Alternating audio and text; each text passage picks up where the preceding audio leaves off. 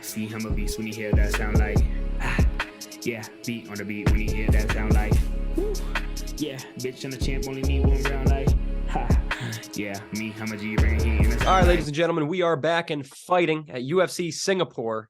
Parker Porter. Parker, how we doing, man? Going all the way to Singapore. Yeah, it's going to be a trip, man. Not as far as Perth was, but still, not too much shorter than that. Yeah, how long is the flight to Singapore? So when we went to Perth, we actually had a layover in Singapore, and that was like the total travel time for that was like 29 hours. Oh my God. So this will be like 22 to get there. Yeah. Dude, I freak out 2 hours into a flight. Like, oh man, that might be harder than the fight, in my opinion. I actually just wish like I was a little bit smaller because I'd be a lot more comfortable and be able to like fall asleep in the plane or something, like actually make it a little more enjoyable. But I'm usually like crammed in there like a pack of sardines.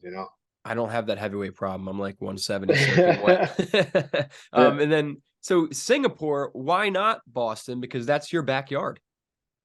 Yeah, it didn't happen. I don't know why. Wish I had an answer for you as far as particulars of that go, but it wasn't offered, even though, like I was pushing and talking about, love to be on the Boston card, and it just didn't happen. Well, hey man, they'll be back to Boston. We'll get you there someday. When are you leaving Definitely. for Singapore, and who are you bringing, like coach wise, and then like family supporter wise? So I think we're leaving on the 20th.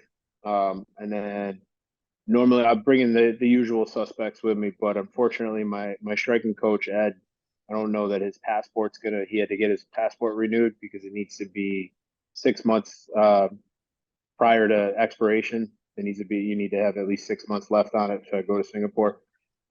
So he sent that out. We're hoping, but worst case scenario is if he can't make it, then I think my manager Tyson is going to step in for him. So it'll be me, Tyson, and Kia and Dan. And that your family, do they take these long ass trips with you? No, I wish they could, but at the same time, it's just not feasible. Especially my wife's a teacher; she got the school year starting back up. Like kids start school like the Monday after I get back from the fight. So Wow. yeah, it's crunch time for everything. It's like the perfect storm of chaos. And then talking about your corner, got to talk about your gym, Heavy Hitters Club. That's Yep. your gym, right? You're the owner of Heavy Hitters. 100%. Yep. I'm the owner and I'm there for sure. You can catch me there on Monday and Wednesday evenings teaching jujitsu, and then during the daytime pro sessions that we have. But yeah, that's me. So, dude, like, how does that work? Because as the owner, you're kind of like the I don't know, the master there. You know what I mean? So, do you Yeah, bring in outside coaches and like they coach you, or you coaching yourself in a mirror all day? What's up? kind of a little bit of both. Like my Muay Thai coach Ed has his own spot in East Hartford, so we kind of like collaborate on that stuff. I'll go to him sometimes. He comes to me, and then my wrestling coach Kia comes to teach classes at my place a lot, and then we just kind of set up and we cross train at other places as well. Your last fight out, you had the media was talking about your crazy like weight cut and your transformation. Is that can be another easy weight cut coming up?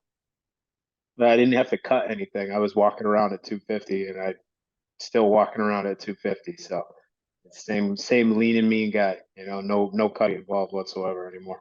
So I've never seen you in person. I watched you fight in person, but I've never been next to you, so I don't actually know like how like big boned and thick you are. Is there a potential mythical Parker Porter light heavyweight debut ever? I don't personally think so. No, because even at 250, I look like I would be a 205er. I'm just dense, man. I'm just real thick, heavy, and like I'm really like barrel chested. So it makes it tough to think about that, especially this far on in my career. I'm pretty cemented at heavyweight. Pretty happy there. I And you're like my doing food. you're doing pretty well there too. It's not like you're a Yeah. slouch in that division. And then last thing about your gym, Heavy Hitters, kind of just tell me about the culture, the vibe. Just tell the world about your gym, man. Well, I mean, that's exactly what it is. It's a culture, it's a community that I'm building, of people that just want to help get their lives better through martial arts, whether that's, like you just want to get in better shape, or you want to learn some self-defense, or you want to compete. So it's really just a collaboration of everybody trying to help each other, but we're pushing each other at the highest levels we can while still taking care of each other. And really like just being happy for each other's success. You know, like you go to some gyms, somebody starts to do better than you or has a little more success. You know, there's a certain group of people in there that might have a little bit of jealousy over that. So we're doing a really good job of making sure that we keep that out and really just continue to support each other and be each other's biggest fans. So you're taking on Junior Tafa. Guy came Yep. into the UFC with a lot of hype, obviously. What are your thoughts on him? We're gonna, you know, I don't think he didn't get an opportunity to live up to the hype on his debut against Usman. And I don't personally plan on giving him the opportunity to live up to any more hype either against me. So hopefully hopefully he's ready.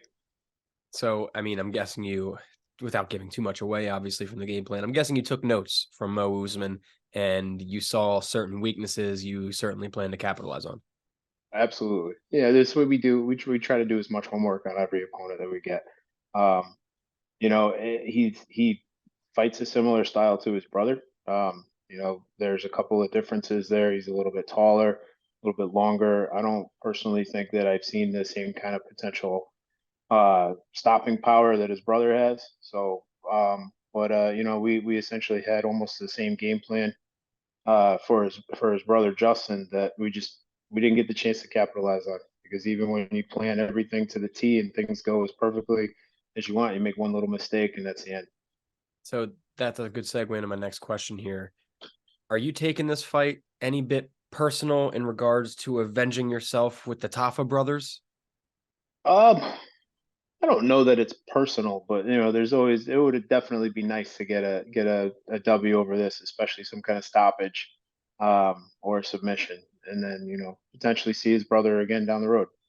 Hey man, that would be cool. I'm always down for a good rematch in mixed martial arts. What are Amen. your thoughts on, because Junior only has 5 career fights, and I believe Right. that's between pro and amateur. So what are your thoughts on that? Is that a is that a big flaw on his side? I don't think that's going to play too much into his own shortcomings or anything like that, because you know, like he comes from a good camp. He's got enough guys around him with experience that are going to be able to help him tackle that mental component of having the experience that I have in there. And really like I feel like your first go around in the UFC, your debut fight, that's the one where you got like super starstruck and like the production of everything really kind of gets to you. And um, so you know he's got that out of his system. I don't think his lack of fights is really going to be a detriment to him. And then this is kind of a two-part question, because you're coming off of your first finish in your UFC career. Was there in Yeah, person at I guess that was at Prudential Center, and it whew, was. that was a bop right there, my man. So That was one, nice. how hungry are you to do that again, get another finish? And two, do you have a prediction for me? I definitely hungry again to get another finish. I could see a first round ground and pound or submission coming our way. That's kind of the consensus here, right? Is he's gonna stand and kickbox, and you're gonna have to find a way to close the distance and make this a mixed martial arts fight. So that being said, you guys prepared to do that?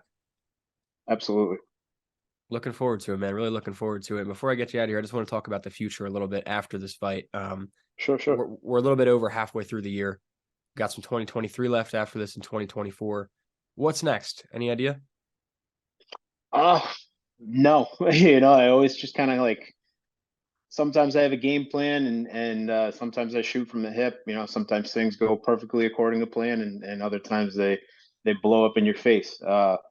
So I don't I've got a couple ideas. You know, would I like to get another fight in before the end of the calendar year? Sure. But if everything goes smoothly and I got a couple other things in play right now, if those take off, I wouldn't mind waiting to get back into the octagon until early 2024. So I got a couple of guys at my gym that I'm hoping to get ready for a fight, as well as a couple other things going on. What are you teasing there? Can you tell me anything?